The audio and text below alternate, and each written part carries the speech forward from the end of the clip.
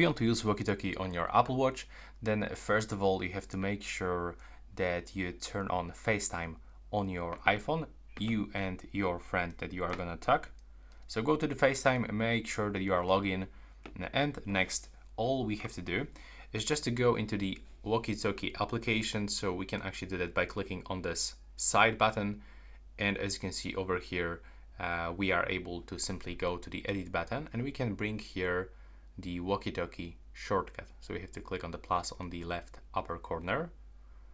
And the Walkie-Talkie is available just over here. So tap on it once, now click down, and you can quickly get access into the Walkie-Talkie.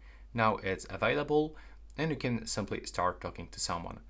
If something is not working properly, then you can just go over here into the all applications screen, open the Walkie-Talkie application, accept all of those permissions, and now you have to just simply invite your friend, so someone from your contacts, just like this. Make sure that the Walkie-Talkie is turned on for you and your friend. And now we can just start using this by using this shortcut just over here. So we can turn it on and off by clicking on this icon.